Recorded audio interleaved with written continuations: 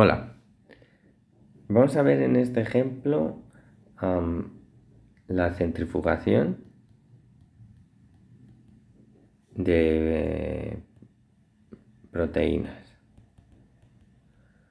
El ejemplo lo podéis encontrar en los apuntes, es el 2.15.2 y dice así: tenemos una centrifugadora que gira a 6.000 revoluciones por minuto y en una trayectoria, las muestras giran en una trayectoria de 10 centímetros. Se coloca una muestra con dos proteínas globulares más o menos esféricas de radio 2 nanómetros y 5 nanómetros respectivamente, y supongamos que la densidad de las proteínas, esto es más o menos es correcto, la densidad de las proteínas es aproximadamente igual para todas las proteínas. Bueno, es del orden de 1,35 gramos por centímetro cúbico. Vale, habrá variaciones, pero es más o menos es similar.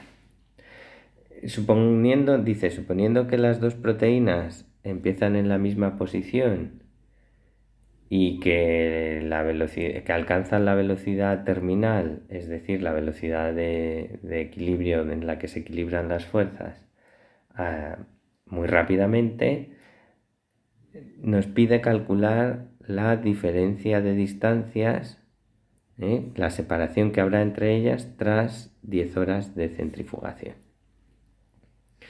Se centrifugan en agua de densidad 1000 kilogramos por metro cúbico y viscosidad 0,001 pascales segundo. Pascales multiplicados por segundo. Bueno, ¿cómo hacemos esto?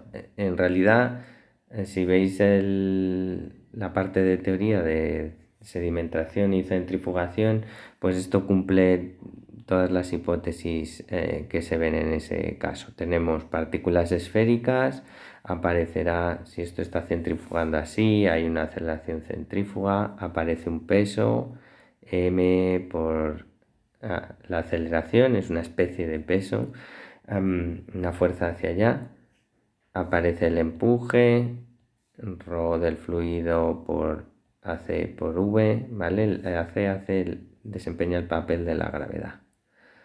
Y aparece una fuerza de arrastre viscosa, luego comentaré sobre eso, que sigue la ley de Stokes, y entonces al final podemos calcular las velocidades con la fórmula que sale ahí directamente, ¿vale? Del equilibrio de fuerzas.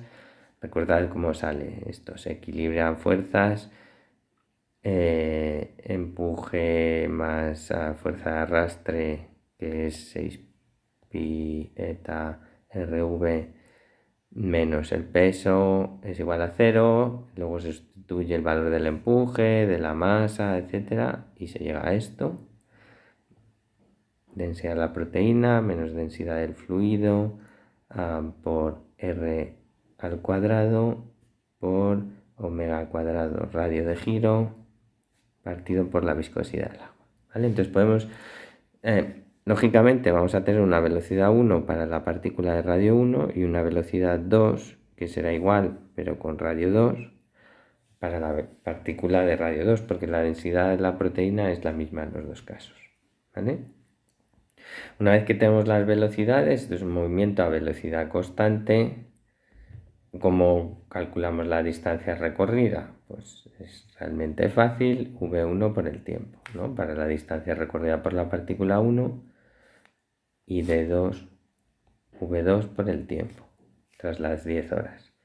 Empiezan en el mismo sitio, así que la diferencia de posiciones será la diferencia de distancia recorrida de 1 menos de 2 o de 2 menos de 1, da igual, calculadlo como queráis. Entonces, pues no hay más que sustituir aquí y tendremos, bueno, el resultado. Veis que lo único que sale el factor común, lo único que se diferencia es en el radio 1 y radio 2 al cuadrado, así que va a salir factor común todo, menos eso. A omega cuadrado R y la R1 cuadrado menos R2 cuadrado y como estamos viendo distancias en velocidades por tiempo, así que el tiempo también sale un factor común y está ahí. ¿Vale? Lo hacéis despacito, si os habéis perdido, lo hacéis despacito tranquilamente y preguntáis si tenéis dudas. Bueno, y ya solo hay que sustituir valores, pero metiendo todo en sistema internacional, ojo, ¿vale? Entonces vamos a pasar al sistema internacional los 6000 RPM, son 6000 vueltas por minuto, tenemos que pasarlo a radianes. Una vuelta, una revolución son 2 pi radianes, ¿vale? Y un minuto por minuto es dividido por un minuto. Bueno, un minuto son 60 segundos, dividimos por 60 segundos, ¿vale? 2 pi radianes, y esto ya queda en radianes por segundo. Y esto sale más o menos 628 radianes por segundo. El tiempo son 10 horas, hay que pasarlo a segundos, hay 3600 segundos, 60 por 60. ¿Y qué más queda el radio? Bueno, son 10 centímetros, que son 10 por 10 a la menos 2 metros. O sea, 10 a la menos 1 metros, o 0,1 metros si queréis.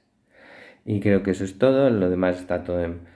No, la densidad de la proteína, 1,35 gramos por centímetro cúbico, pues vamos a pasarlo.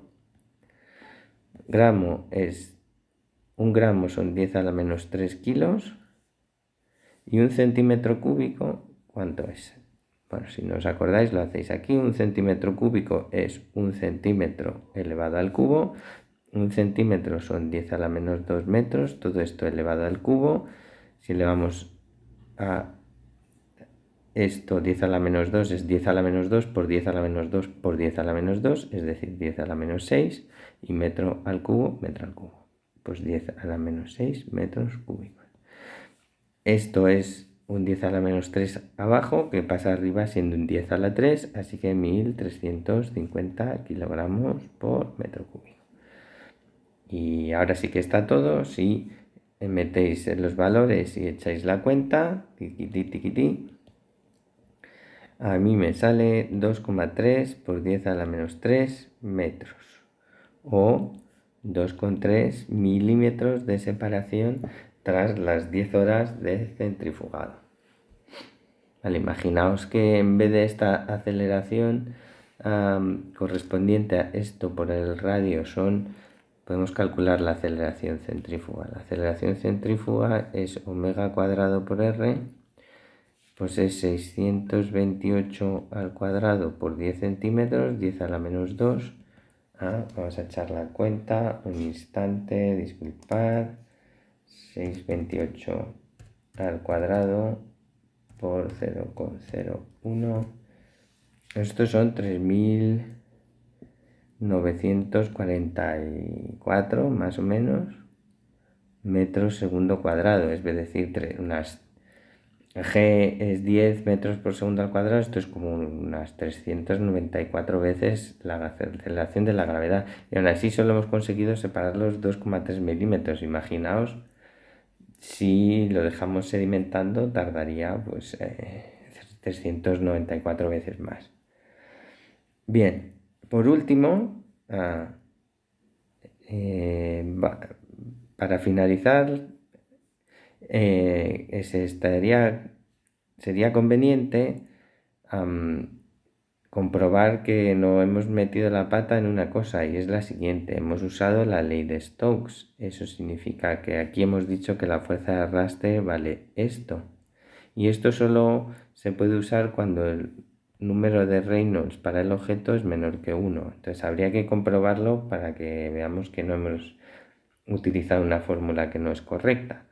El número de Reynolds de un objeto que cae en un fluido, recordad, esto es veces el radio del objeto por la velocidad, por la densidad del fluido, agua en este caso, entre la viscosidad del agua. Como ya hemos calculado la velocidad, bueno, la tenéis aquí, no la he calculado, ¿vale? Pero, perdón, es esto de aquí, la podéis calcular.